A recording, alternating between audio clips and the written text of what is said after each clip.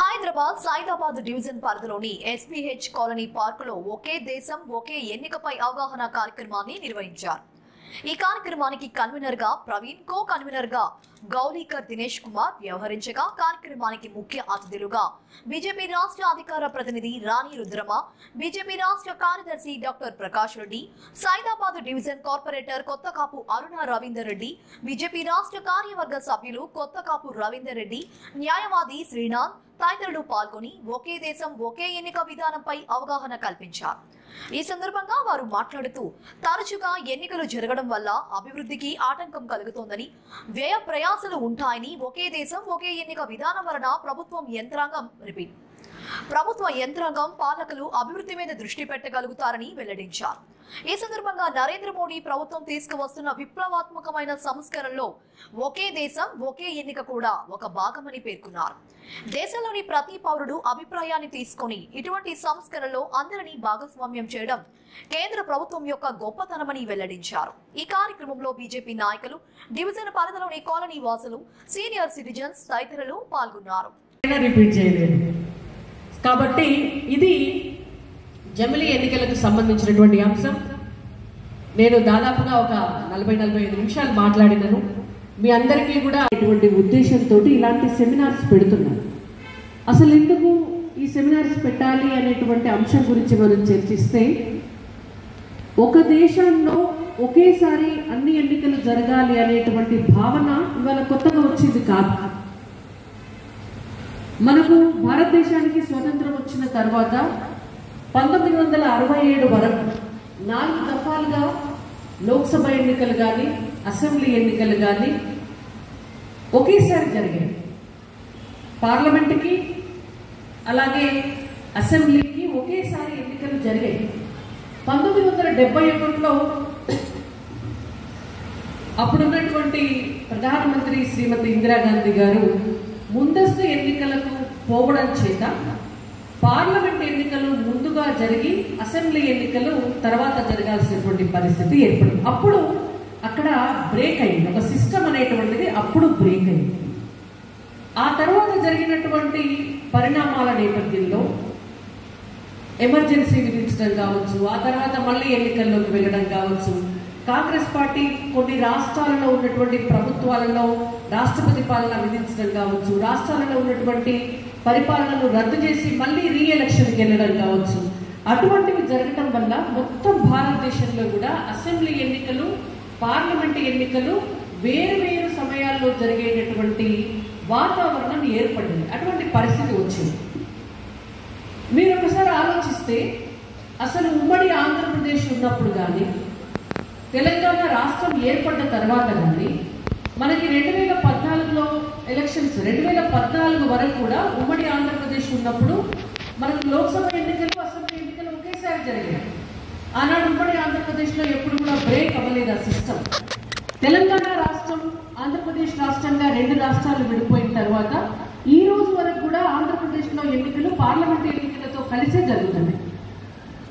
తెలంగాణలో మాత్రం ఆనాడు ఉన్నటువంటి ముఖ్యమంత్రి కె చంద్రశేఖర్ రావు గారు 2018లో అసలు ఎన్నికలు జరగాల్సినటువంటి సమయానికంటే ఒక 6 నెలలు ముందుకు వెళ్తే వారికి రాజకీయంగా లబ్ధి చేకూరుతుంది. ఆ తర్వాత 2019 ఎన్నికల్లో, పార్లమెంట్ ఎన్నికల్లో వారు ఢిల్లీలో చక్రం తిప్పాలి కాబట్టి మొత్తం భారతదేశం అంతా కూడా ఫండింగ్ చేసి చాలా రాష్ట్రాల్లో ఒక కూటమిని తయారు చేసి వేరే పార్టీల సభ్యుల్ని కూడా గెలిపించి వారు ఢిల్లీలో ఒక చక్రం తిప్పాలనేటువంటి ఉద్దేశంతో ఒక 6 నెలల ముందుగా తెలంగాణ రాష్ట్రంలో ఎన్నికలకు వెళ్ళారు. మన రాష్ట్రంలో సిస్టమ్ అప్పుడు బ్రేక్ అయింది, 2018లో బ్రేక్ అయింది. కాబట్టి 2023లో కూడా మనం ఒక 6 నెలల ముందుగా అసెంబ్లీ ఎన్నికలకు వెళ్లాల్సినటువంటి అవసరం ఏర్పడ్డది. ఇది బేసిక్ గా అసలు సిస్టమ్ ఎట్లా బ్రేక్ అయింది అన్ని దిక్కుల అనేటువంటి వాటికి కొన్ని ఉదాహరణలు.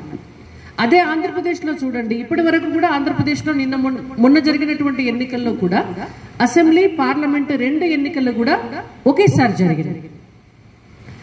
సో ఇప్పుడు ఉన్నటువంటి ఆలోచన ఏంటంటే, మనం పార్లమెంట్కి ఒకసారి ఎన్నికలు, అసెంబ్లీకి ఒకసారి ఎన్నికలు, మున్సిపాలిటీలకు ఒకసారి ఎన్నికలు, గ్రామ పంచాయతీలకు ఒకసారి ఎన్నికలు, ఎమ్మెల్సీలకు ఒకసారి ఎన్నికలు, ఇట్లా ఎన్నికలు పెట్టడం వల్ల భారతదేశంలో మొత్తం సమయం అంతా కూడా ప్రతి చోట ప్రతిరోజు ఏదో ఒక చోట ఎన్నిక ఉంటుంది.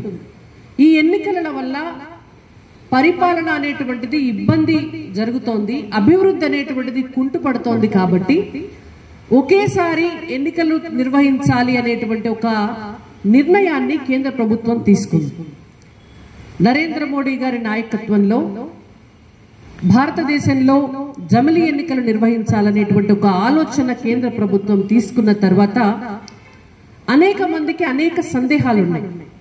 ముందుగా ప్రతిపక్షాలు ఏం చేస్తాయంటే ఏదున్నా కూడా విమర్శించేయాలి, మోడీ గారు ఏం చేసినా దానికి ఉల్టా పల్టా మాట్లాడాలి. కమ్యూనిస్టులు అయితే సిద్ధంగా ఉంటారు, వాళ్ళు ఎస్ అంటే మేము నో అనాలి గంతే, వాళ్ళు నో అంటే మేము ఎస్ అనాలి. మరి అది ఎందుచేత, అది దానివల్ల లాభం ఏమిటి నష్టం ఏమిటి అనేటువంటి ఆలోచన ధోరణిని పక్కన పెట్టి చాలా పార్టీలు ప్రతి దానికి ఒక భిన్నమైనటువంటి స్వరాన్ని వినిపిస్తే తప్ప మాకు రాజకీయ మనుగడ సాధ్యం కాదు అనేటువంటి ఒక భావనలోకి వెళ్ళి ఒక ఇన్సెక్యూరిటీ రేపు ఎందుకు చేసుకోవాలి మనం ఇది, దానివల్ల ఏంటి నష్టాలేంటి లాభాలేంటి పెద్దలందరికీ తెలుసు. మళ్ళీ నేను కూడా కొన్ని చెప్తాను. అందులో మన భారతదేశంలో 1 సెప్టెంబర్ 2023లో రామ్నాథ్ కోవింద్ గారు వారి అధ్యక్షతన జమిలీ ఎలక్షన్స్ ఉంటే బాగుంటుంది అని చెప్పేసి ప్రసంగం రావడంతో ఆయన ఒక కమిటీని ఏర్పాటు చేయడం జరిగింది. ఆ కమిటీలో మెంబర్స్ అందరికీ కూడా మన దేశంలో ఒక